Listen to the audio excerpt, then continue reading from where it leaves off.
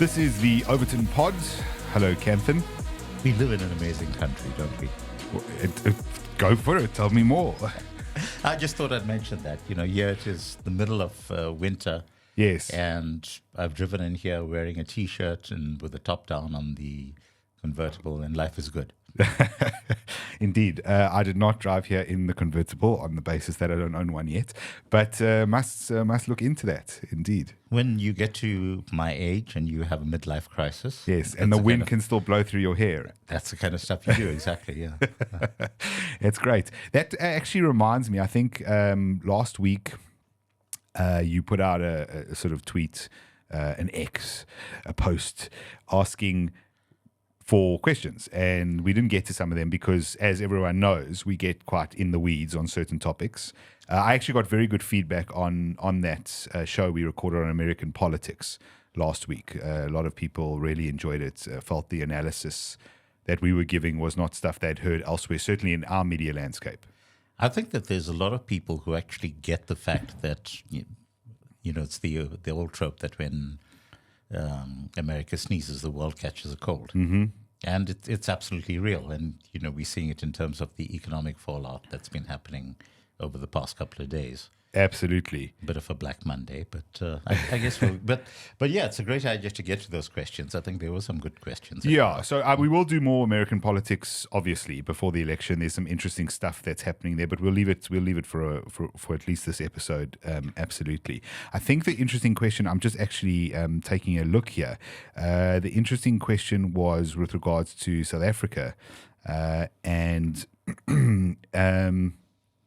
it was from someone who said that they live in the UK and their husband and them decided to move back to South Africa next year. So they're coming back in 2025, assumptively. They'd like to discuss the idea of people coming home and why. Is South Africa that bad to live in comparison to the rest of the world? So I think I don't really like the idea of the PR campaign which was run, which was essentially astroturfing. Hashtag I'm staying. I'm sure you remember that. Literally an ad agency which was paid to make that a thing. I don't really like that because I think often when that happens, you get a very clouded or dishonest take on what South Africa is, why people should or shouldn't live here, etc. But there certainly is evidence that there are people returning to the country who've left previously. What's your take on all of that? There is the whole thing about the devil may quote scripture. I'm sure you're familiar with it. You go for it. So, yes, you're quite right. There was a campaign, and interesting. I wonder who funded that campaign because that's. I don't remember off the top of my head, but I can go look it up. That's an interesting thing in of itself. But the fact of the matter is that if you're able to earn a world income, then South Africa is probably the best place to live because of the fact that our currency is so low, and that means that you're able to have a lifestyle that people can only dream of if they happen to live in Europe. Yeah, as an example. And I think that lots of people realize that. It's very simple things like you pitch up in the UK and you have these tiny, miserable little hovels to live in. You don't have proper hot water that comes out of your showers because the water pressure seriously sucks. And and in any case, it's all calcified, so you have to be scrubbing off your shower every day to ensure that there's no calcium buildup on the shower doors. And then when you paint a picture. Yeah, and then you picture. No, but it's the simple things. Like, do you want to be able to actually lift up your elbows in a shower? Because trust me, in most places, in the particularly in urban UK and Europe, and Europe, you don't have room to do those very simple things. Yes. I think that's true. I think anyone who's living in the UK or elsewhere will say, well, that's not my experience or whatever it is, or I have it better. And I think you can make those choices. It just depends. I've always found South Africans are very closed-minded when it comes to emigration and immigration, in the sense that Europeans kind of accept that they may live in the country they were born in, they may not. They may move around several times in their lives. They may live in several cities, usually across Europe, but still, they just accept it as kind of a norm that you don't generally stay in the place that you were born very often, and you become a bit nomadic. Even Americans accept this. So people talk about Americans not being worldly, which is somewhat correct in that a lot of Americans never leave the United States. But America is a massive place. And most Americans will move. I think the statistic that I read many years ago, actually, but the statistic is something like most Americans will move 5 times in their life, and those moves are big moves. They're across states, very often across the sort of width or breadth of the country. I wouldn't say it'd be most Americans. Certainly, I don't think that applies to the Rust Belt as an example. Well, I mean, obviously, that's a big part of the politics at play there, which is that it might not have applied to the Rust Belt previously because generations of people would have been involved, for example, in coal mining, and now they aren't, or in manufacturing of cars, and now they aren't necessarily. But if I recall correctly, it was a majority. It was around 60% of Americans will move, and so South Africans have this very weird way of approaching immigration, which is to say the minute someone goes, first thing we think is, well, they're gone forever. The other thing is they take it as this kind of traitorous action. You're leaving us. You've given up on the country. And I think, you can go elsewhere in the world. I'm always reminded, which I've been thinking for many years now, is that the richest South Africans, okay, not Elon Musk and Mark Shuttleworth, but that's got to do with SARS, but the richest South Africans from business in this country who often have accommodation in Europe, in the UK, in United States, etc., choose to live here. So, Stellenbosch is the great example here. You've got billionaires in dollar terms, many of them, or 100 millionaires in dollar terms, who could live anywhere in the world, and they choose to live in Stellenbosch. So I just think we should be a bit more open-minded to the idea of you could leave South Africa, you could go work elsewhere, come back here with the money you've made, retire here, or come back here for the opportunities. And I think that's just a bit of a way we're quite close-minded. Or ideally spend summers in the Western Cape and then summers in the fjords. Oh, the Côte d'Azur or something like that. Yes, magnificent. So that's the one part, and that's I suppose an obvious part people might refer to.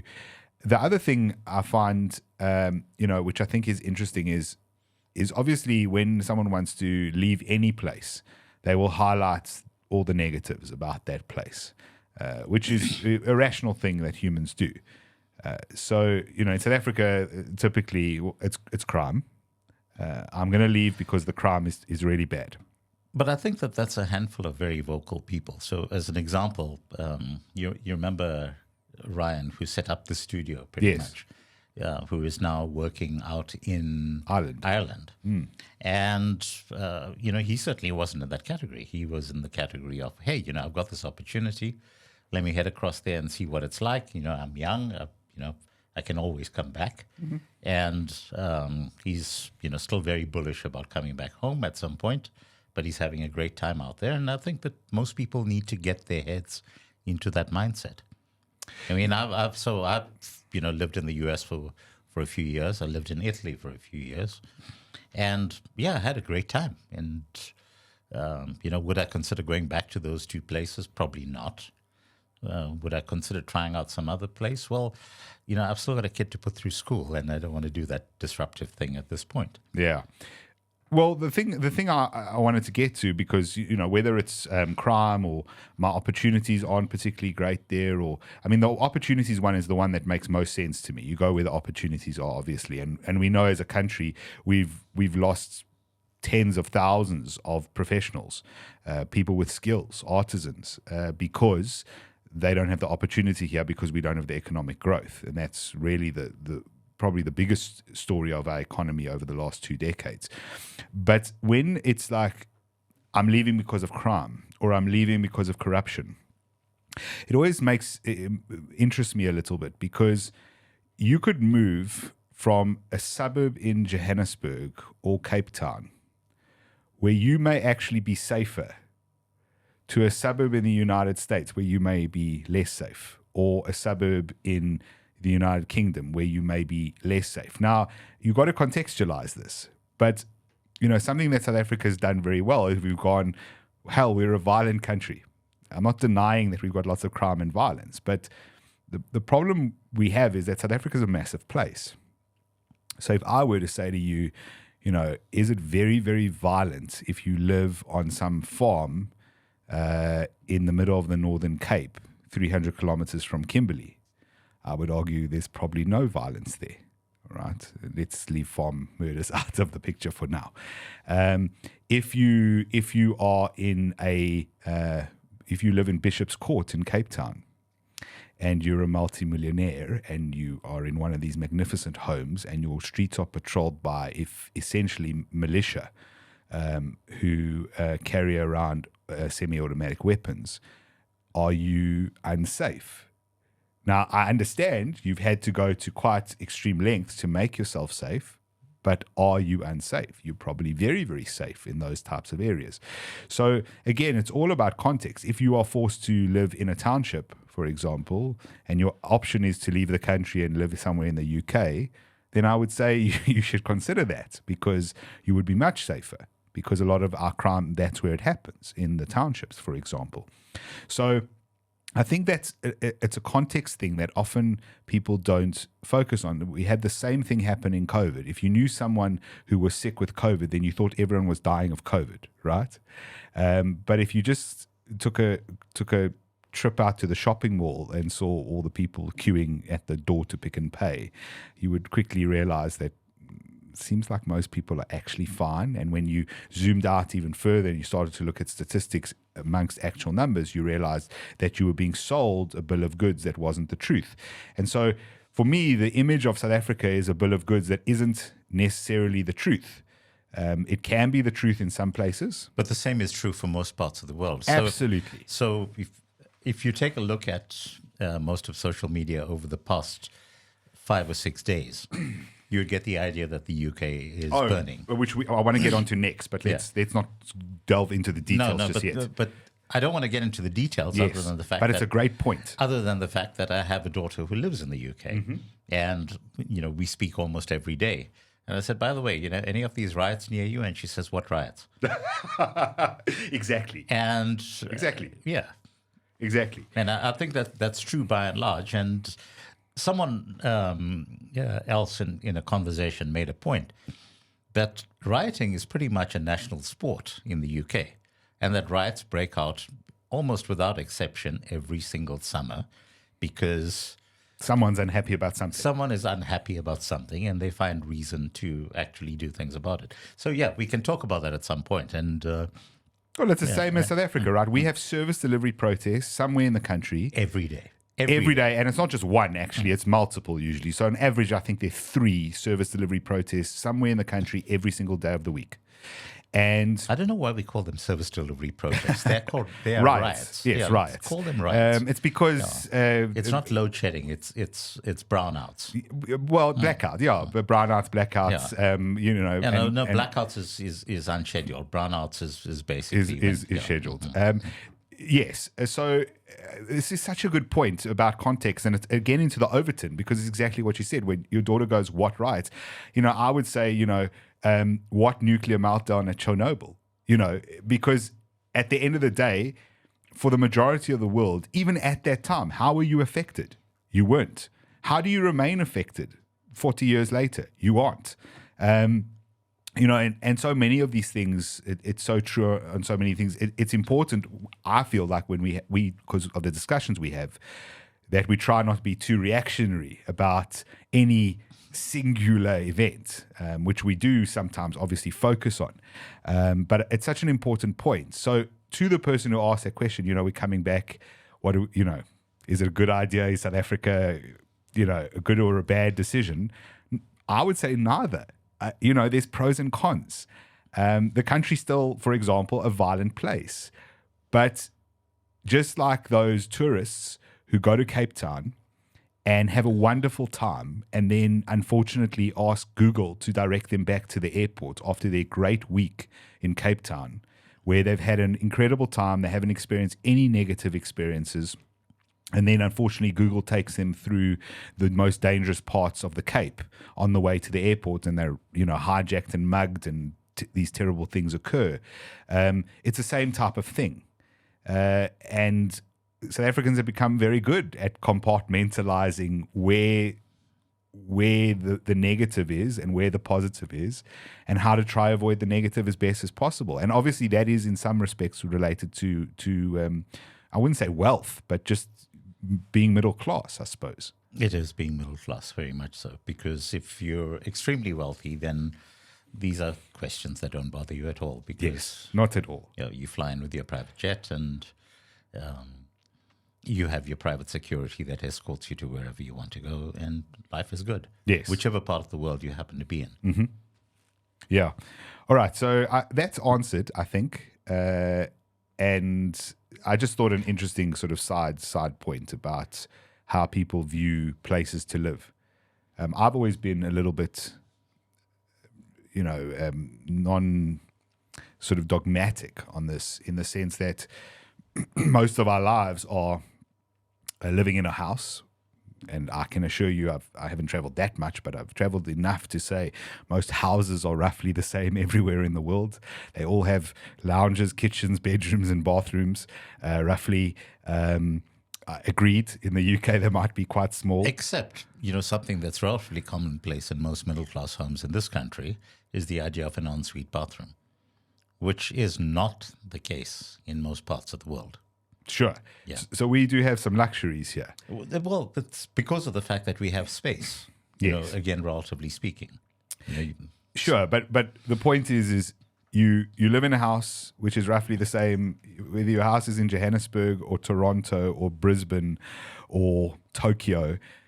It's a house. It's a place where you put your head down. It's a place where you sit on your couch and watch television. Then you wake up in the morning and you go to a workplace usually, and it's an office or it's a whatever work you happen to do. It's that kind of building, a factory, a hospital, whatever it is. Factories here look the same as factories. Or a newsroom in your case. Absolutely. Factories here look the same as they do anywhere else. Hospitals, newsrooms, etc. look the same everywhere else. And then you go home. So the real question you got to ask yourself is, in the in between, or for what's being provided for your children, or for your retirement, are those things negative enough to turn you off one place and onto positive in another place to turn you onto that place? So if you're going to come back, welcome, and thank you for contributing to the economy, because we damn well need you. So let's talk about the UK, because I did put out a question to say to people, what do you want us to broach this week? We didn't have a particular plan, and a lot of responses was, what's going on in the UK?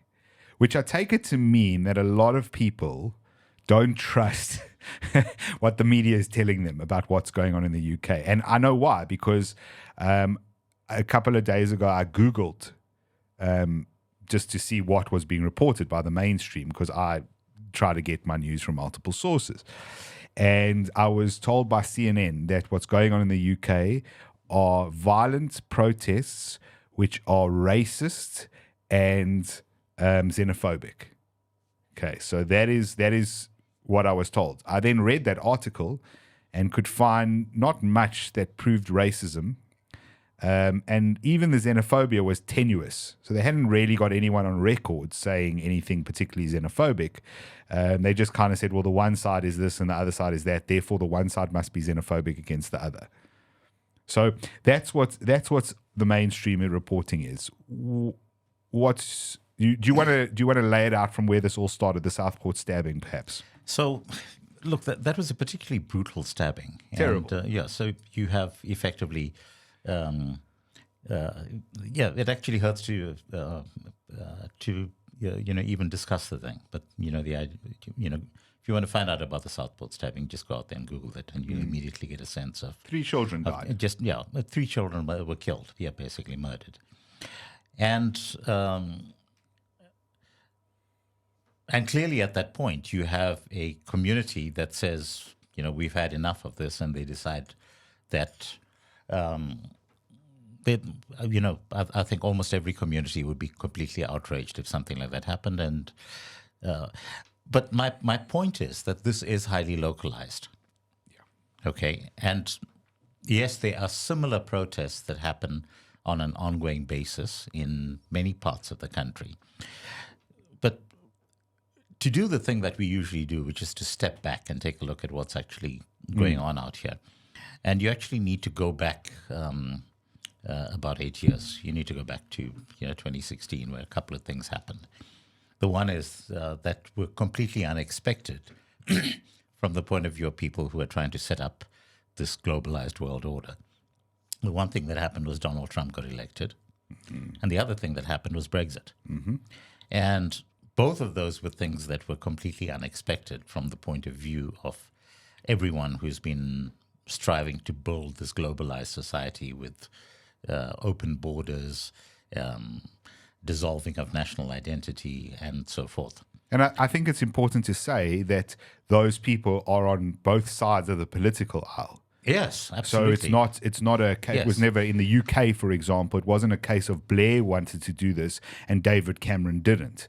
Correct. Both Blair and Cameron view the world in similar way as far as this is concerned. Yes, and the thing that we need to remember is that even though Boris Johnson managed to finagle the election on the basis that he was going to get Brexit done, which he did up to a point. But Keir Starmer very definitely has every interest in undoing what was done by Brexit, if not to the extent of reunification with Europe, but certainly in terms of carving out all sorts of agreements that will effectively I think it'll keep be the worse. status quo in place. I think it'll actually be worse. And the reason for that is that when Britain was part of the European Union, at least they had something resembling representation in Brussels. And so they did have MEPs. Now they will have none of that, but they will probably agree to all of the terms that come along with being a member. Yes. Except for representation. So this is now exactly the point. So when you look at where the potential is going to come from to challenge anything that Keir Starmer does in terms of wanting to accelerate this agenda of rebuilding ties with Europe and effectively putting the UK back to where it was at the time of the referendum being conducted, all of the things that he is now saying is effectively laying the groundwork for him to move in and put in place a surveillance state at such a level that it will become damn near impossible for any type of organization along the lines of what happened with the Brexit referendum to ever happen again. Mm-hmm. And we're really talking about Chinese levels of surveillance. Absolutely. That But are for your happening right safety, of course. Of course. But, for your safety, we've had people who have now have police pitching up in their homes and arresting them for Facebook posts in the UK. Yes, this is actually happening. Yes. I want to contextualize the discussion a little bit because Elon Musk retweeted something a day or two ago where he had said, he had just asked, is this correct, community notes? And then it was in response to a post which had 3 people who had been found guilty by the courts in the UK of various crimes. And the first of them, I think, was a Facebook post or a social media post of some sort. The guy had been actually sentenced to prison. The second was a guy who was putting up posters, which were thought to be unacceptable. I'm not sure exactly what was on the posters. I assure you it wasn't Hitler, but obviously whatever he was placing up there, and I'm more than happy for people to place in the comments the details. He was also sentenced to prison. And then there was a gentleman who, he doesn't deserve the term gentleman. There was a man who had raped a child. 12-year-old girl, yeah. Yeah, and he was sentenced to 5 years, which were, I think, suspended. He got 180 hours community He got service. 180 hours of community service. So the people who are doing speech acts, right, free speech acts, either posting a poster or putting up something on social media, are getting actual jail time. And the people who are raping children are not. And So, you know, this is a breakdown of law and order. You cannot run a successful society without law and order. And so you have a breakdown of law and order, and you have people who start taking issue with the system because they feel that the system is no longer functioning fairly for everyone. And so if the system doesn't function fairly for everyone, then it's unequal. And if it's unequal, then you will create major pockets of unhappiness. And so when you have an event like happened last week, and this man goes on this killing spree of kids, you suddenly have people already a boiling pot. And so this starts to all boil over. So in the context of a country that has for years been bending over backwards to appeal to the idea that diversity is our strength. And it's not about being British, it's about having as many people in Britain who all look and think differently as possible. In that context, which then has infiltrated all levels of government, including the justice system. And now you have a situation where there's a little bit of organization on both sides of the groups that are essentially anti-immigrant because they feel that what's happened is there's been this mass immigration into their country. They're not wrong. There has been a mass immigration into the United Kingdom over the last 30 to 40 years that has severely skewed the demographic of that country. For people who, many of whom immigrant-wise, view themselves. Well, the interesting thing specifically around that is that post-Brexit, the figures have gone up, not down. Yes. Because, this is a Boris Johnson issue.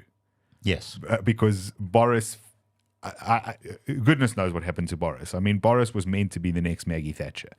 That was clear to everyone who was paying any attention at the time. It was, I mean, before he got elected, people were terrified. They were scared of him being elected as they were of Trump in the United States.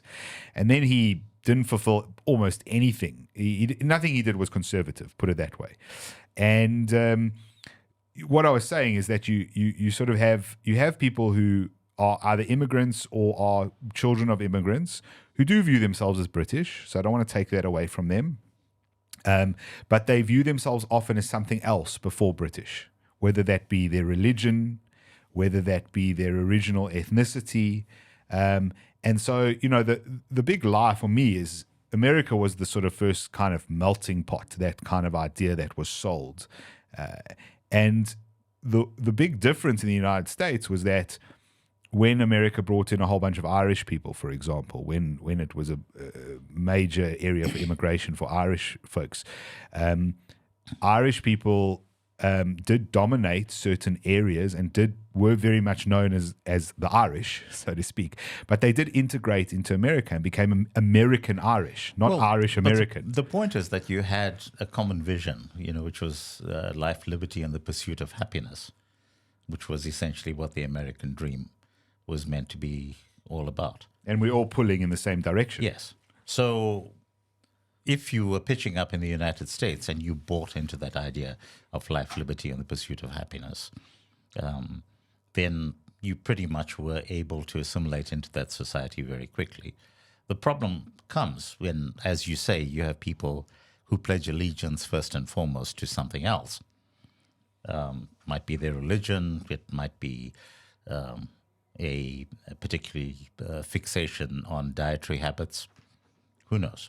Yeah. But yes, all of these things are contrary to the idea of buying into a national vision. And what you will find over the past, let's say, 30 years, is that there's been a systematic campaign almost to destroy the concept of any idea of a national vision. Yeah, what is pulls that? People together. And look, we saw it happening out here because, you know, up until, you know, you think about the early 90s, well, the early to late 90s, when we were all pulling together on this idea of the Rainbow Nation. Mm. And hey, guess what? We were a winning nation. You know, suddenly we were, take Rugby World Cup, African Cup of Nations, best cricket team in the world at the time. Our economy was doing well. Our economy was absolutely booming. And then what do? You rip it apart. You start turning race into a divisive issue all over again. And it's been downhill since then. Yeah. Now, just, rinse and repeat in almost every part of the world. And the only people who've been able to claw back are those who've actually turned around and said, no, actually, hang on a second. We need to actually instill the sense of a national identity, and we're going to work towards that. And immediately at the point at which that happens, those people then get vilified and effectively taken out. So you look in terms of Europe, for example, Hungary certainly ticks those boxes almost immediately. And you look in terms of the success that Russia in particular has enjoyed as a direct result of the past couple of years. They've been pulling together on that cohesive national identity.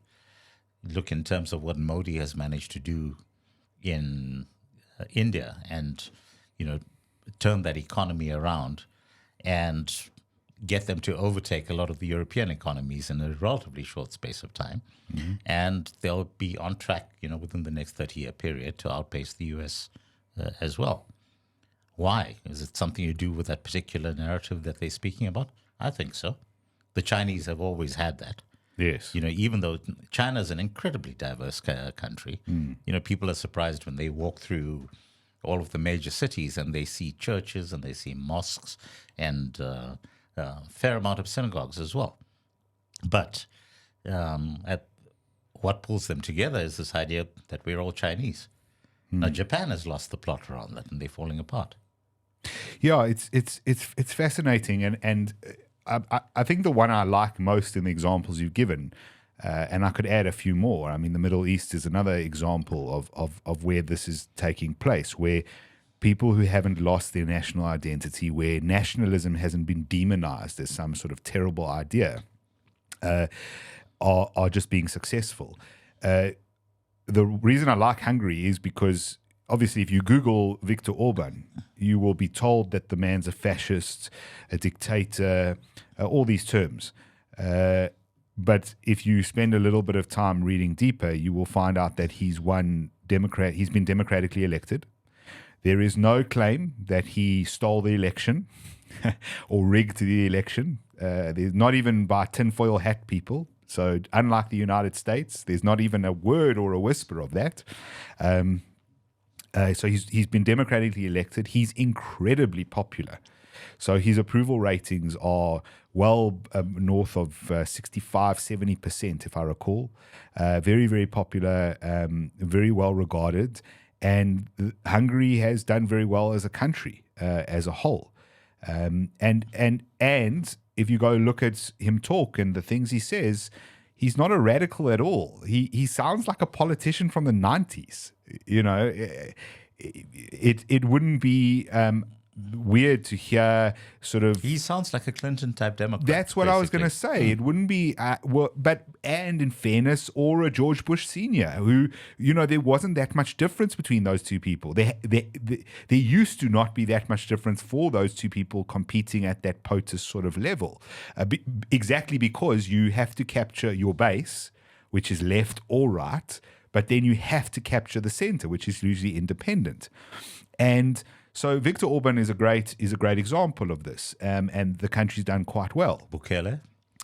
Nayib Bukele is another example. Obviously, he's quite a radical example, only radical in the sense that the things he's done in El Salvador have obviously been widely rejected by all the usual name brands. So, the United Nations doesn't like what he's doing there, and Human Rights Watch doesn't like what he's doing there. And if it's got human rights in the name, they don't like what he's doing there. But he has made them the safest country in the whole of South America, and one of the safest countries in the world, from being the most violent country in the world 5-6 years ago. So that's interesting. What do you think is the reason for why? What is it? What's the raison d'être? My worst possible French. for why there is such a push towards this abandon the idea of a nation state, abandon a common vision, and understanding that different countries will have a different common vision to this sort of unitary vision. And this globalist idea. I mean, globalization is not a terrible thing in and of itself, in the idea that I can buy an American jacket in South Africa and an American can buy a South African hat. There's nothing wrong with that in principle. That if you're an Australian web designer, you could work in Paris. That's fine. And we talk about trade a fair amount. We did that burning platform last week, which was, also spoke to that. But what's the main sort of reason for why, even after all this failure, it's clear to see the right way to go is that countries have to have common visions. And yet there's so much pull against this from all the major organizations and most of the prominent politicians in the world. You're asking me to delve into crystal ball gazing at a level that I'm incapable of doing. Yeah, it's either you go down a rabbit hole of conspiracy, of deep conspiracy theories, sure. And of course, the issue in terms of those deep conspiracy theories is there's always a grain of truth in some of them. Yeah, absolutely. But of course, immediately at the point at which you try even scratching the surface of some of those, it becomes incredibly difficult to do so. The most crucial thing from my side is to actually follow the money and to see what happens as a result of a breakdown of those structures and what type of transformative things then happen in that society as a result of that money trail. And, I keep coming back to my old bugbear, which is what's going down in Ukraine. And if you look in terms of the fact that you've had American companies that have been buying up the bulk of the productive agricultural It's unbelievable. Land. BlackRock owns like 40% of Ukraine now. 47%, It's just that, I mean, to put that in context, a private American investment firm right. now owns 40% of the Ukraine, which they could not have done had there not been this war with Russia. So how do you buy up 47% of a country if the country has a strong sense of nationhood, if the country defends its borders, if the country understands its place in the universe? And has a common vision. It becomes damn near impossible to do so. But if you get them to buy into the idea of the globalized vision, which is there are no borders and so forth, it actually leaves things wide open for people to come in and loot, which is essentially what it is. We need to be, quite clear about this. You're buying out the land that's basically going to be used for food production. You then get the ability to control the price of food, which is fundamental to everything that's happening. Look in terms of the taxation on cows that's now happening in parts of Europe, presumably because of the fact that they're contributing to global warming. And, you end up paying 100 euros per cow as a tax. Yeah. So that goes into every steak. Yes. Well, let's remember when the Ukraine war started and we were told, it was quite hilarious for the first 3 months of the Ukraine war. I remember being told by every single shop that I went to, every single supplier, reading online that every car part on the planet was unavailable because everything suddenly got manufactured in Ukraine. It was hilarious. Now, obviously, some stuff was manufactured in Ukraine, is manufactured in Ukraine, but it was quite obvious that that wouldn't happen. I don't know if you remember the price of sunflower oil went up in South Africa because we were told that that's where someone spread a rumor. Well, there is a significant chunk of sunflower production. There is, but we produce some of our own in South Africa. Yes. So we were never really a threat of that. In fact, if anything, we may have increased our exports. Yes. But that's exactly the point. Because we began exporting in order to fill in the deficit. Yes. That meant that the prices then went up out here because of the fact that we have this export parity price. On that point of what we were saying, or what was being told was, Ukraine is the breadbasket of the world. You can go Google it. CNN and Co. reported this kind of thing. And so it's incredibly worrying that we have a private firm essentially buying up the breadbasket of the world after essentially pushing that war and making sure that it was funded, because they're a big lobbying. They lobby a lot of the people on Capitol Hill in the United States, and that's the only way this war has been able to continue. But you get the whole idea that if you break down the concept of nationality, of nation state, of strong borders, Yes.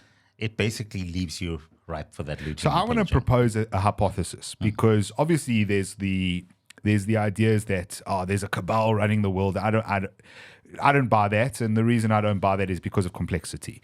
And we can get into that another time, where you and I have discussed on a previous show conspiracy theories and my issue with when everything becomes a conspiracy. But I do think that one of the things the left does particularly poorly is that they negate human nature. So, they think that we can live in this sort of utopia. That's the idea, is to get to some sort of utopia where human nature doesn't really exist. We don't want to outdo each other. We want to all be equal, but right? That's the communist playbook, isn't it? Right. To eliminate human nature. Exactly. So, or just to pretend it doesn't exist, or force people by gunpoint to pretend it doesn't exist, which is why we can all be landowners and we can all be business owners and we all earn the same, etc. But that'll never occur, because humans by nature want to achieve, and we all try to achieve in different areas where we think we have particular skill or ability. If we don't, we fail. We should be allowed to fail, not just succeed, like Kamala Harris. And so what I think, though, here's the hypothesis, is we don't really have empire in the same way that we used to.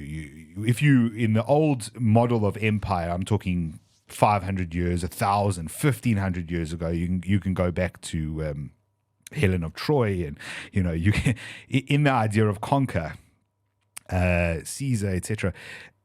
The idea was you're an emperor, or you're a king, or a queen, or whatever, and you have power over your domain. Your goal for many over history has been to increase the size of their domain, and that used to be done by launching ships, or arriving on the shores of another country and conquering it, whether you were Vikings or whatever. And when all was said and done, hopefully you won, and then your domain was suddenly much bigger. So the Roman Empire grew massively, and part of the reason it collapsed was its growth to some extent.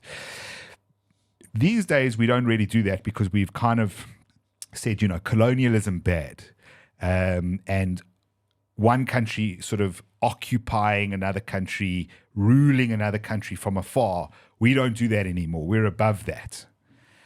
So now what it seems like we've done is we've designed a system which is exactly that, but we don't call it that. So for me, the European Union is exactly this. There is a kingdom called the European Union, and it is run by the bureaucrats who see themselves as kings and queens of Europe. And they, in Brussels, decide what happens in their kingdom, being the European Union, which is the whole continent of Europe, now excluding the United Kingdom, but as you point out, not for long.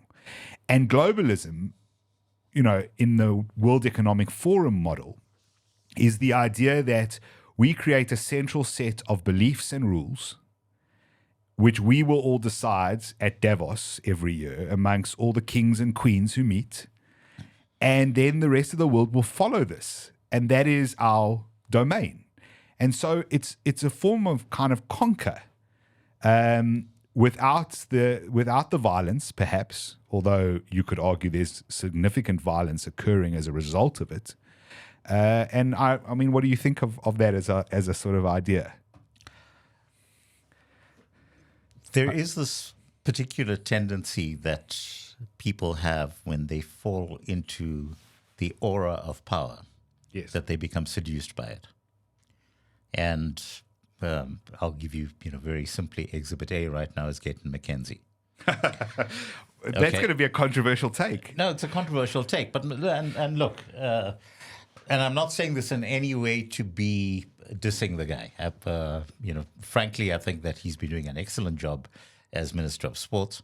Okay. But it's very clear that, this idea that he's in this, particular echelon right now in terms of actually running the country.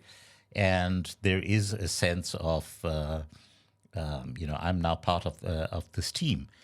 And I think to a large extent what's happened in the case of Davos over the past decades is that people have gone along there and they have flocked to this gathering, and simply based on the fact that they were thrilled at now being part of this august gathering, that they then proceeded to take a lot of the ideas that were drip-fed to them over the course of decades and absorb that into their thinking and apply it to the rest of the world.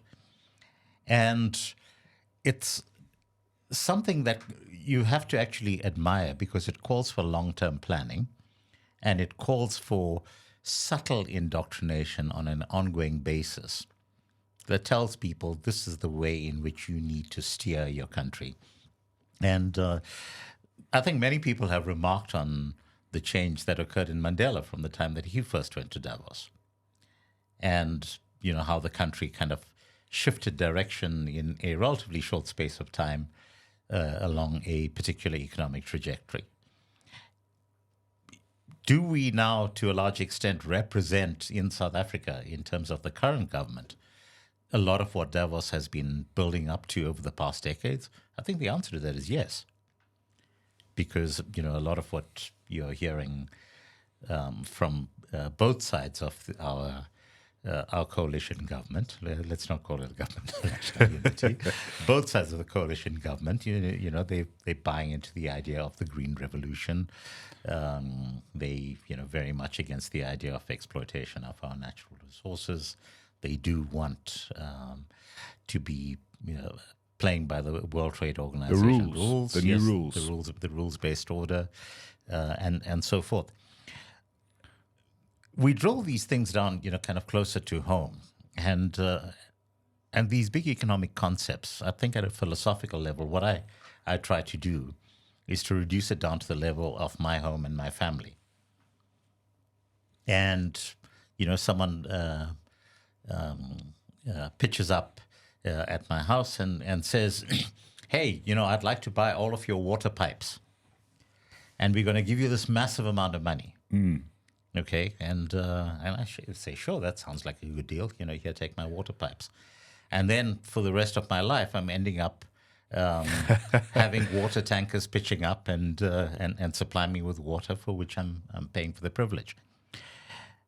Now, the reason why I think that this is a good model to apply is because when you live in a free trade world and you have natural resources and people say, you need to sell your natural resources on the open market, and then you suddenly consider the fact that you actually have sold all your steel and you can't build skyscrapers yourself. And you sold all of your aluminium and you can't actually manufacture motor vehicles yourself because you've actually sold it off for a significantly higher price. And now you're importing those motor vehicles, which are made from the aluminium that you've exported to start off with, and you're paying a substantial premium for it. As opposed to a scenario where you retain enough for your own needs and build enough that is actually going to sustain yourself. And then you'll actually suddenly discover that that's the path to prosperity. Now, the problem is that the power brokers in the world, and we're talking very specifically now about the US and the UK and everyone that is now part of their orbit, have had this playbook going back to the late 18th century. Yeah. So you consider what was the point at which Hong Kong suddenly became part of the British Empire? Well, you see, essentially what happened was the UK wanted to trade with China, and the Chinese said, but, you have nothing that we want from you. And there are all of these things. And of course, what the UK was doing at the time was trading opium. So they were turning China into drug addicts. And And of course, the Chinese said, no, we want none of this. And so what happens is that the UK and the US then blockade China and eventually then force them into a humiliating treaty where they end up ceding land. So Hong Kong was basically ceded on a 99-year lease to the UK, and they were forced to start. They were forced to pay. The Chinese were forced to pay UK for all of the opium that was destroyed by the Chinese. Now, if you use that as a model of relatively recent history, we're talking just going back about 150 years, now that you think about it, and use it as a model for what continues to happen in the world today. The rules of engagement have changed very slightly because the level of repression, as you point out, we're no longer sending naval forces to occupy. Instead, what we do is we control the money supply. And we then control the flow of other goods. And at any point at which any country indicates that it's going to be wanting to use its own resources for the benefit of its own people, you'll suddenly discover that... well, Liz Truss discovered that quite quickly, didn't she? She did indeed, yes. Yeah. Yeah. And Joe Biden also discovered that quite quickly because there's clearly a greater incentive, lots of people involved in this. So not a conspiracy, but a lot of people pulling with their common vision of how the world should be, as you've described it. And who, as a result, are more than happy to make sure that they don't lose this power. And multiple events relatively recently seem to indicate that is most certainly the case. And when their power is threatened, I mean, no point which they won't go to, really, to try and prevent it, even to potentially trying to assassinate a presidential candidate. So, I think obviously these are esoteric kind of takes on what's going on. Emanating from that question of what's going on in the UK. Perhaps let's take it to the next step, which is, okay, so as we pointed out, there's isolated riots going on in the UK. That's not healthy. I don't think either of us think that. It's also not healthy when you have these sort of multiple events. The so-called right wing in the UK is pointing to who've been clamped down on by the cops. But the so-called right wing are pointing to multiple events. So it's not just that stabbing that occurred, but it's also the Rotherham grooming gangs that occurred, which was the sort of most heinous rape and slave trade, basically, ring that went on in a town on the basis of political correctness, because nobody was willing to offend anyone by calling them out on this. And hundreds of girls were affected, young children were affected by that. So there have been these multiple incidents over years that are as a result of these changing dynamics, which we've discussed, is linked to the broader concept of this globalism push and where the power really rests. So the question is, given that we've identified that for the moment it's localized, the UK is not up in flames.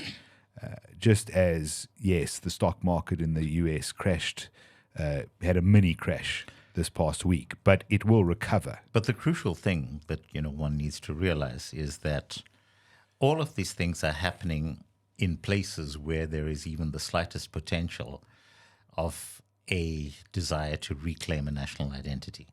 Yes. Which again ties in with the earlier part of our discussion.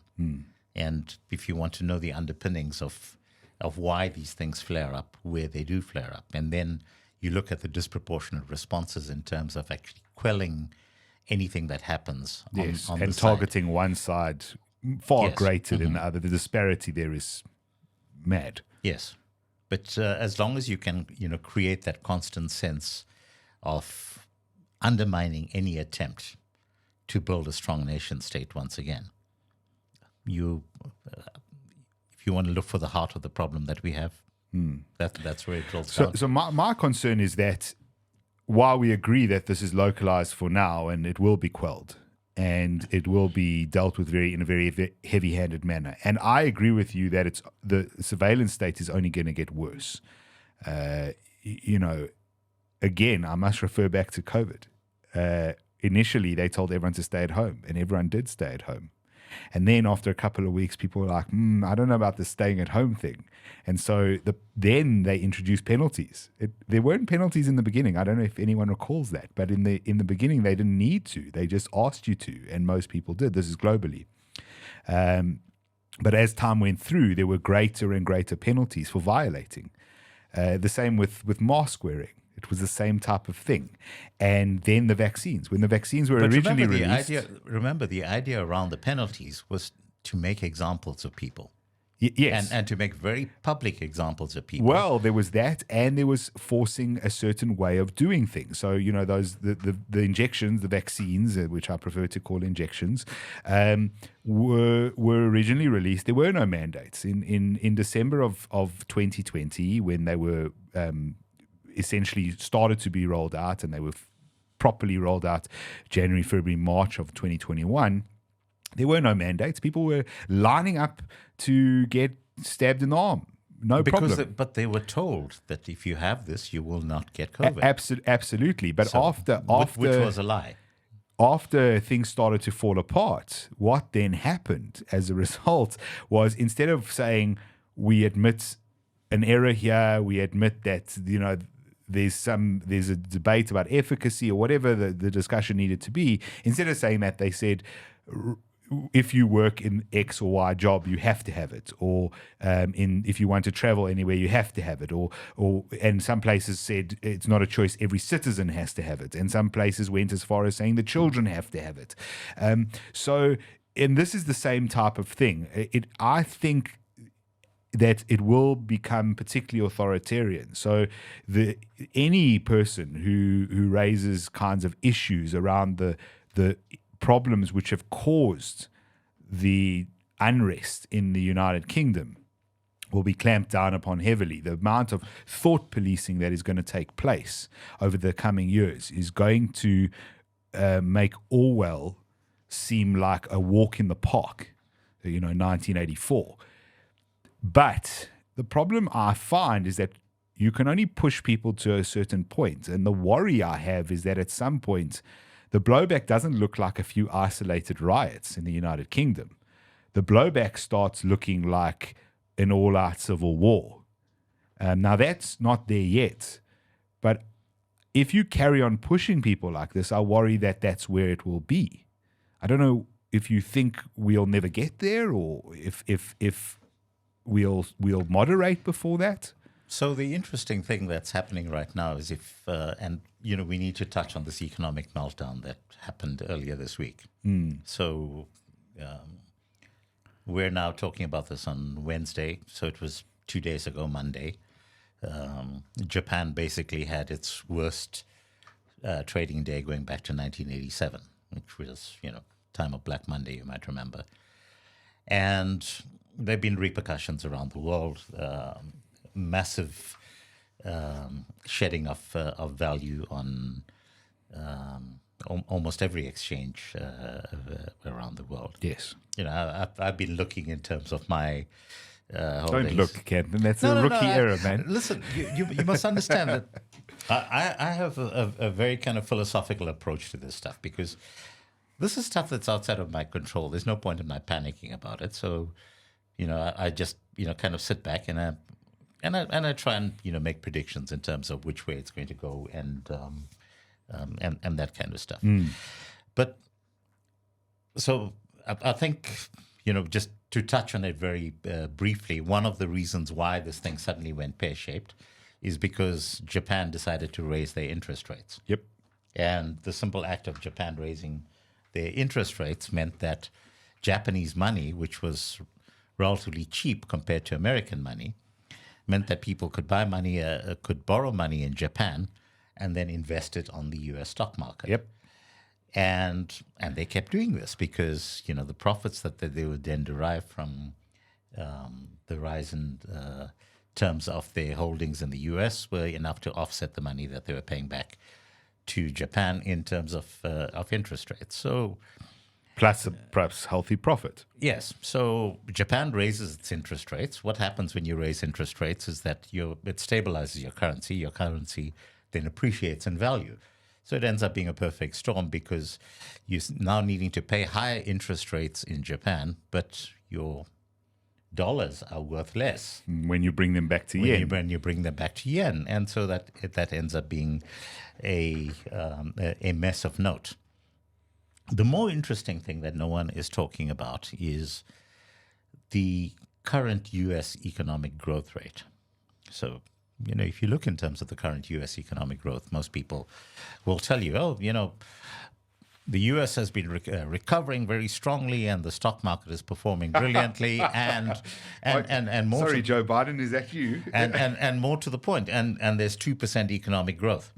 So let's take that as potentially true.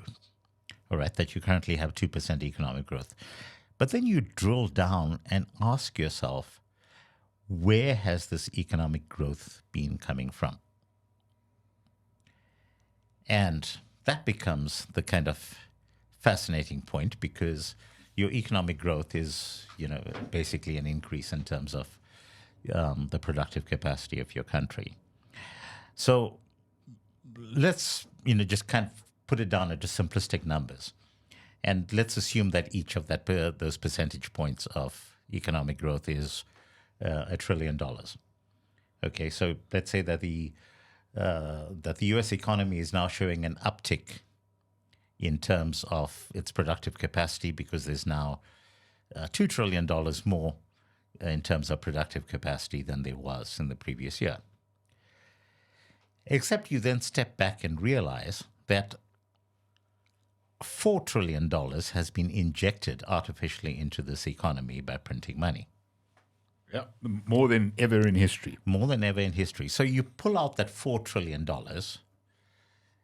okay, and so now instead of a positive 2 trillion reflecting on the bottom line, okay, you've actually got a negative 4 trillion reflecting on the bottom line. And that is very real stuff, because that money has to be paid back at some point. So yes, it's all very well to say that, we've got this bubble because we've now been printing money, but it's not real. So you then understand why the US actually really is in recession, because most of this money that they are seeing floating around the economy, it's not real, because you are seeing uptick in terms of the price of eggs almost doubling in the US. We're talking staples, we're talking eggs, we're talking milk, we're talking the price of bread. Mm-hmm. Okay, and all of these have increased over the recent past at a level greater than 50%. Okay, so you're paying $1 for a pint of milk. Now you're suddenly paying $1.86 for a pint of milk, and this is something that affects everyone across the board.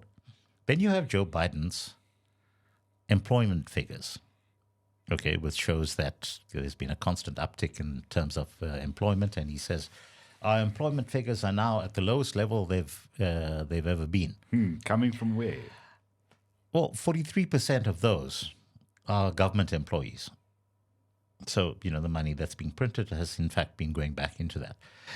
So where this ties in with what happens in terms of the rest of the world. Yes.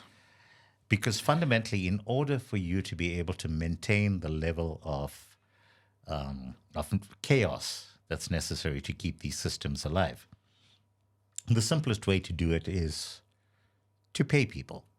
And, the question that you and I discussed peripherally is, what would it cost to buy out every single member of parliament in South Africa? So if you pitch up at an ANC NEC meeting and you put down 500 million rand in cash on the table and say, guys, let's do things my way. how feasible is that to happen? Well, actually, it's very feasible. Indeed. Because that's only 20 million US dollars, which they printed in any case. But the worst possible thing that could happen is that you suddenly have people who extricate themselves from that cycle. And they suddenly decide, hey, listen, actually, as a country, we literally can afford to close our borders and still live very comfortable lives because we produce just about everything that we need. And the things that we don't produce, that we do actually need to import, well, we can actually strike a deal with the people who produce those things by giving them things that we produce that they don't have access to. Now, you use this as a good example in the case of India right now, where India pretty much produces most of the things that it needs except for oil. And so they end up striking a deal with the Russians, and they end up getting oil at next to nothing compared to what the rest of the world is paying. And everyone is very happy. And in the meanwhile, if you want to bring in your iPhones into India, you'll end up paying a hefty amount in terms of tariffs for the privilege of importing it. Now, consider right now that we're exporting stuff, but we're also importing things that we don't necessarily need to import. So did we used to have the productive capacity to be able to produce enough clothing for our country? The answer is yes. Okay, why did we end up destroying our textile industry? Well, because it was cheaper to actually import it from China.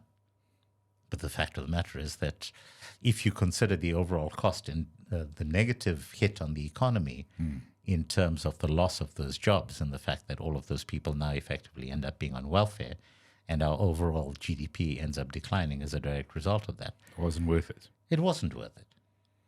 Whereas, what we should have done up front is to actually say to China, yeah, we're very happy to get your clothes in, but, we're going to slap you with tariffs so that our stuff remains competitive. All right. So is your argument that the economic system is going to collapse at some point? But not necessarily. I think it all depends on whether Trump wins the election or whether Harris wins the election. And that's what you're saying is it has global implications. It has global implications. Okay. And then over and above in terms of just trade, because you do view the world very much in a trade lens. Yes. Essentially, if that collapse occurs, that's the point at which the average person can't afford anywhere in the world, may not be able, but especially the West, I would assume, may not be able to afford bread, milk, and eggs. And at the point at which that becomes an insurmountable challenge, that's the point at which perhaps you have complete breakdown of these societies. Is that about fair? I don't think it's going to get quite to that stage because what will happen, and let's use the U.S. as a very specific case in point. And again, let's draw a direct comparison with China. Now, if you had a scenario in the U.S. where all of the hundreds of billions of dollars that have been taken outside the country on these forever wars were actually spent on developing some very basic things in American society. So, for example, if you were able to build a functional healthcare system, and a functional healthcare system means one that is actually guaranteeing a minimum basic level of services. So, I'm not talking about all of the things that the U.S. is really good at, which is all of the remarkable advances in medtech that they come up with. But, certainly to the extent of being able to make, very simple things like treating, making aspirin available, as an example, at a relatively low price. Insulin. These are things that you should not be leaving to monopolies to then be able to crank up the price, because really that's the point at which it actually calls for intervention on the part of the country. You have a monopoly in your country that's charging an extraordinary amount. You have the ability to import the same thing from another country and to be able to flood the market with it in order to benefit your society. That's what you should be doing.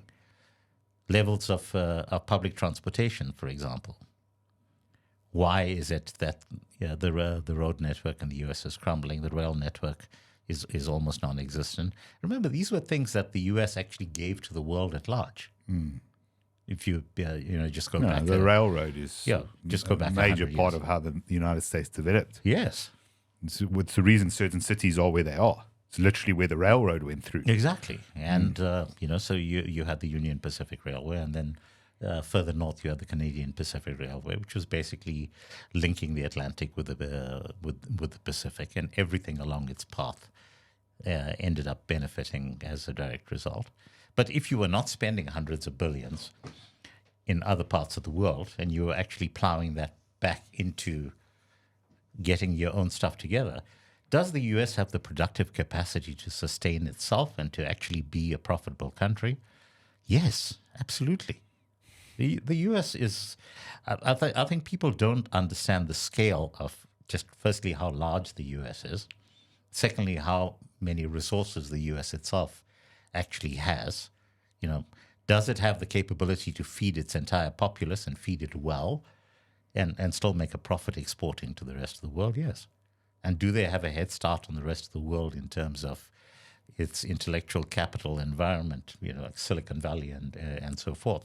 And are those able to hold their own without needing to have the U.S. military actually enforcing any restrictions? Yes. So, Point is, are we able to get to that stage? So I don't think that you're going to have a situation where people in the U.S. are suddenly now not able to feed themselves, by and large. Because immediately when you... so let's say we have a scenario where Trump gets into power. And the first thing he does is to take Vivek's idea of how you go about gutting the public service. yeah. And it's a very clever idea. Yeah, it is clever. Yeah.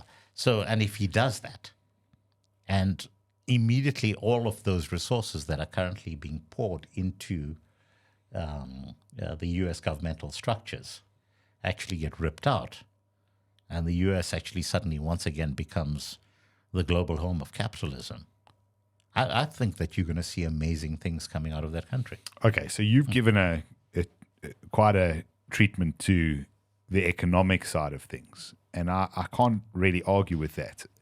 My concern is to the social side of things, because economics certainly have a role to play, and I think that the sort of war on the middle class, for want of a better phrase, globally, certainly in the United States, that's really what this coming election is about. But the war on the middle class globally, if that ceases to be, and most people in Western countries, or any country for that matter, that wants to pursue a more capitalist, genuinely capitalist approach, is able to take people out of poverty and improve their lives generation by generation, then the social stuff starts being less of an issue. Correct. That said, there is some social stuff which is very difficult to deal with just from an economic perspective. I look at the UK and I think, all right, you've got such a demographic shift in some places. Europe being the same thing. I mean, Germany took 2 million immigrants from Syria when that was en vogue. And those 2 million people come from a country where the birth rate is double to triple that of Germany. So that 2 million people will be 20 million people in 20 to 25 years. And so that's a big chunk of Germany. Those people may at that point be German. They may think like Germans and want things in a German way, or they may still very much be Syrians, and they may view the world from that perspective. And that is a fundamental issue, and you see this even in the American election coming out in terms of this is not immigrant kind of beliefs or religious beliefs necessarily, but it's regarding these ridiculous, wacky left-wing beliefs. Kamala Harris picks this Tim Walz guy. Tim Walz's guy has signed legislation saying that there need to be tampon dispensers in boys' bathrooms in fourth grade. Fourth grade is 8-year-olds, I think. In boys' bathrooms for 8-year-olds. Make it make sense. But he took his time to make this a law.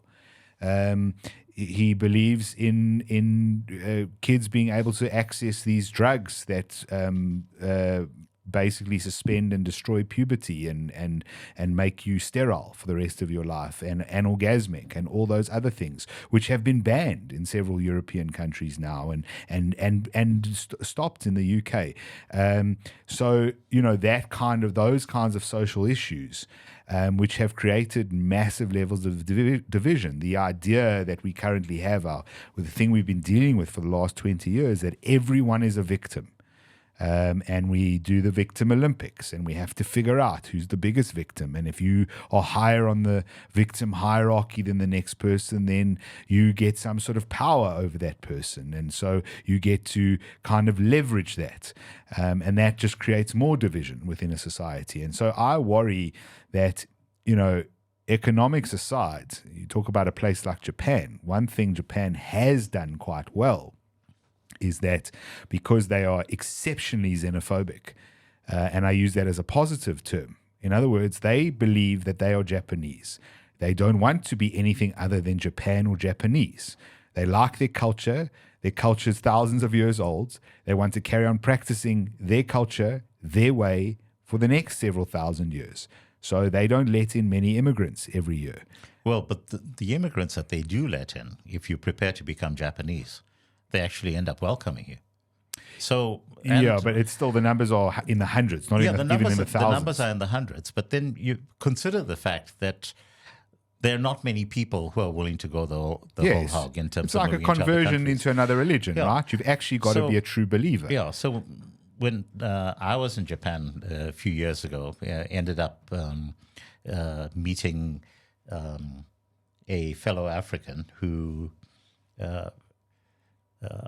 recognized from my accent, and he came up to me, South African. I think he was Cameroonian.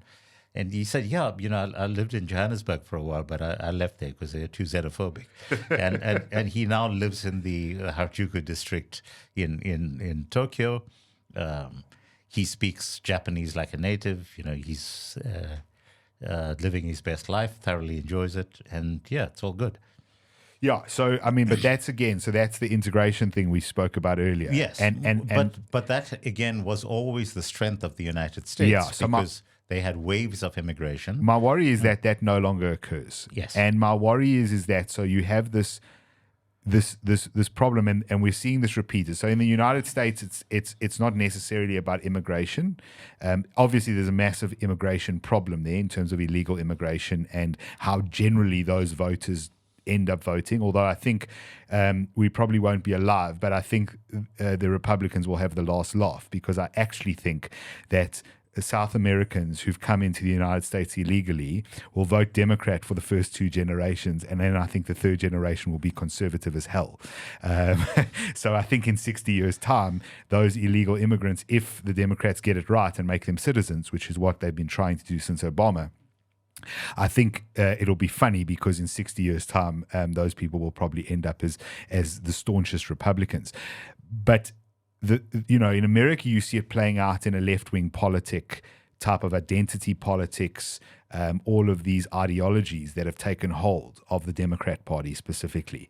In Europe, you see it more from the immigration side of things, where there's this religious clash, where there's this fundamental societal beliefs, the way we do things, and so there's now a large enough grouping in several countries who don't want to do things the French way, who don't want to do things the Belgian way, who don't want to do things the British way. So let's take the 2 million Syrians that are purportedly in Germany as an example. Sure. The short answer is, do they have citizenship?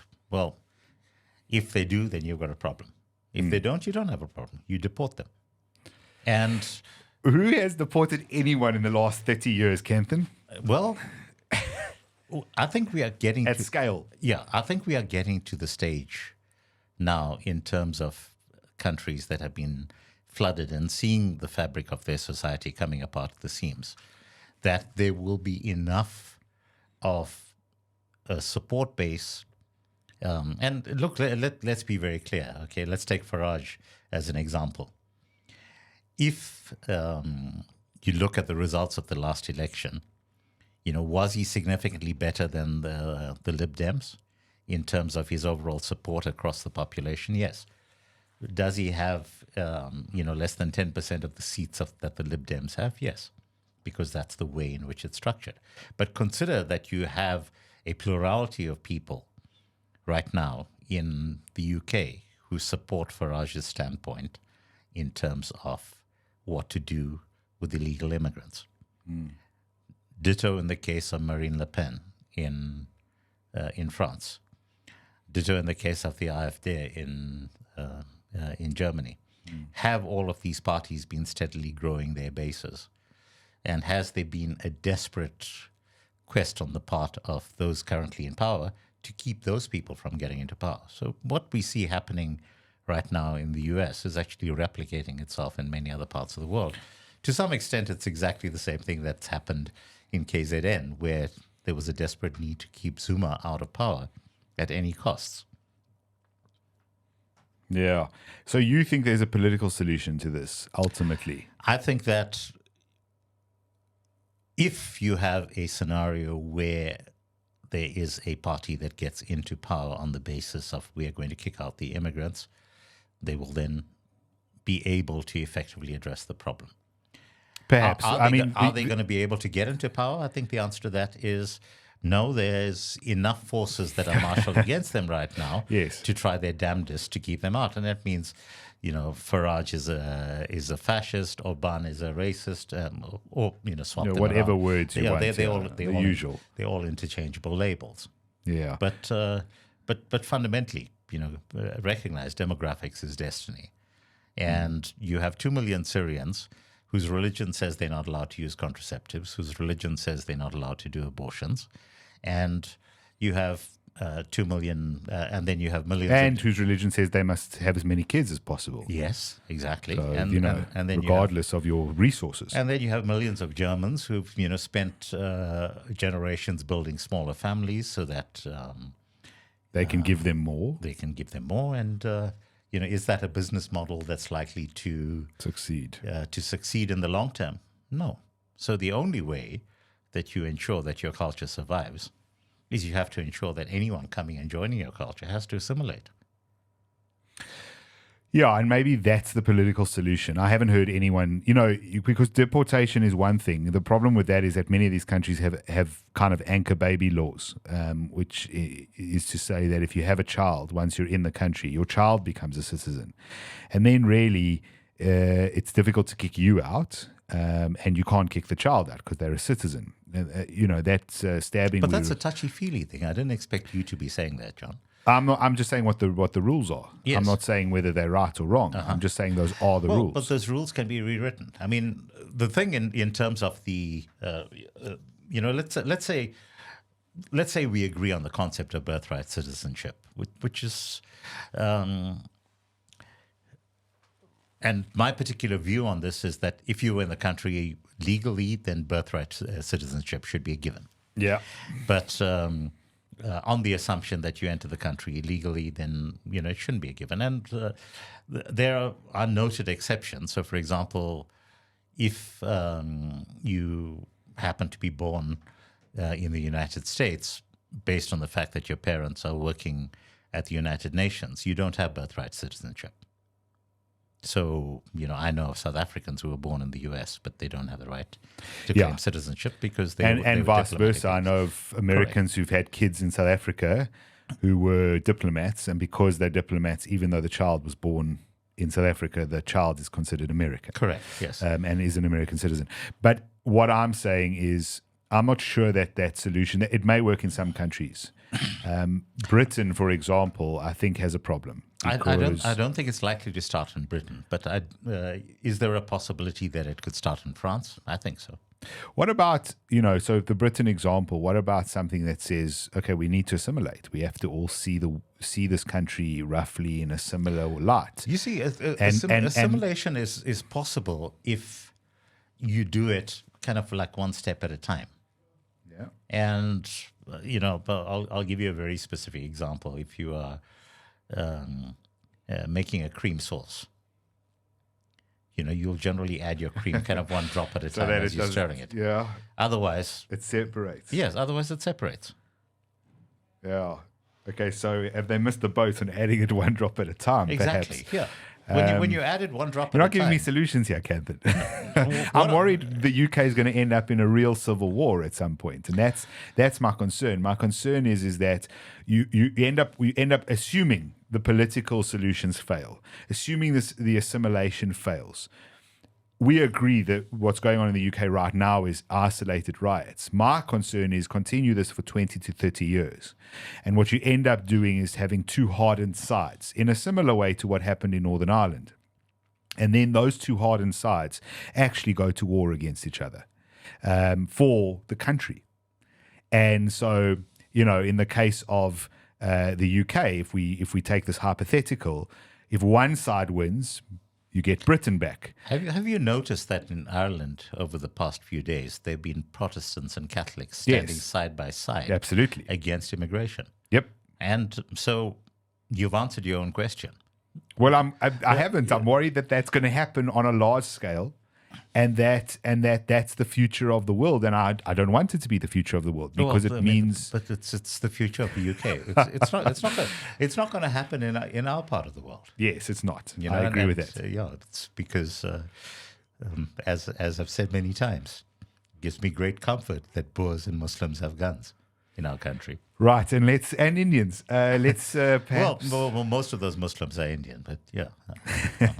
Let's leave it on that note. Not necessarily. We don't have the solutions, folks. We're just having a good chat. No, we do have the solutions. You don't like them. Just deport them. And I'm not saying this on the basis that I don't like them. But if you want your country to survive, this is what you need to do. Maybe finally then, let's just talk about that in a South African context, because we have a lot of illegal immigrants in this country. There's no other way to put that. And what I mean by that, people who've come into this country without the requisite documentation. Some people have the requisite documentation, and stuff has been screwed up by Home Affairs. And there's several examples of this. There's a pending sort of court ruling or order. It's actually an order that was put out, but as far as I know, Home Affairs has done nothing to fix this, which is that Zimbabweans who came here on some kind of sort of refugee kind of status that was meant to expire, and then it got taken to court. But the bottom line is that the Home Affairs were meant to sort it out and make decisions there. They haven't made those decisions, and so that's sort of there are two different categories. So there are those who came into the country as refugees, and then there are Zimbabweans who are here on what are effectively short-term work permits that have been renewed over the course of years, simply because of the fact, and again, this is something that kind of remains unspoken. To a large extent, our food security in this country is highly dependent upon migrant workforce. Okay. In as much as a lot of the mines, for years were dependent on miners from Lesotho and from Mozambique. In exactly the same way, the reason why these permits have been in place is because, to a large extent, the country is dependent on them.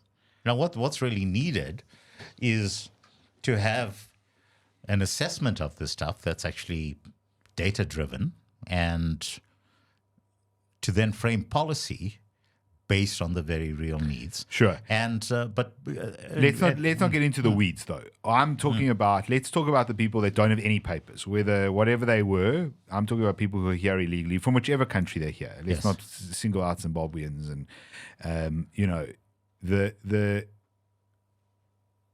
what should we have a Home Affairs minister from the DA who doesn't seem to be too bothered one way or another. Certainly, he takes a much lighter stance than someone like Gayton McKenzie or someone like Herman Mashaba, both of whom are very fixed on this. So, But I think the important thing that he's doing. So understand that a lot of these people who ended up in this country actually then ended up with legal papers based on the fact that you had corruption within Home Affairs. And it goes back to my earlier point about, the need for stuff to be data-driven. Does there need to be a drill down into how many of these citizenship applications were approved? Do people need to go to jail based on the fact that they short-circuited that? But the crucial thing is that as soon as you clear up, well, you won't eliminate corruption, but you can certainly eliminate blatant corruption on the part of Home Affairs officials. Is there a sign that that's already starting to happen? I think the answer to that is yes. We certainly, judging from social media reactions, just the simple wait times in terms of the Department of Home Affairs has gone down drastically, and people are now saying things are actually flowing smoothly. So if you start off by the very simple thing of putting a stop to the illegal entry of people who then obtain legal documents, that's one step. And the second step, of course, is closing the borders. Then once you have that scenario of people who are here legally versus people who are here illegally, you deport those who are here illegally, because that's very easy to do. And once you've done that, you can then actually frame a policy that says, right, in order for us to take this country forward, we need an immigration policy that recognizes the following critical skills that we need to be filling as many holes as we have right now. But then also recognize the fact that one of the reasons why we have a lot of those holes is because of BEE. Because of the fact that people who would otherwise have filled those positions then end up skipping the country and going to work in other parts of the world where those skills are actually valued. And so it goes. But the short answer is, if you're here illegally, you get deported. And yes, that's going to end up costing us. And yes, there's going to be all of the Soros-funded NGOs who are going to be constantly taking the government to court. Yeah. I think the more crucial point in terms of how we fix that is that we need to have public disclosure of how this funding comes in, where the funding goes to. Absolutely. And that should conditions. be the next bill in our parliament, frankly. Should be a bill stating that any funding that comes, any foreign funding of any non-government organization needs to be declared.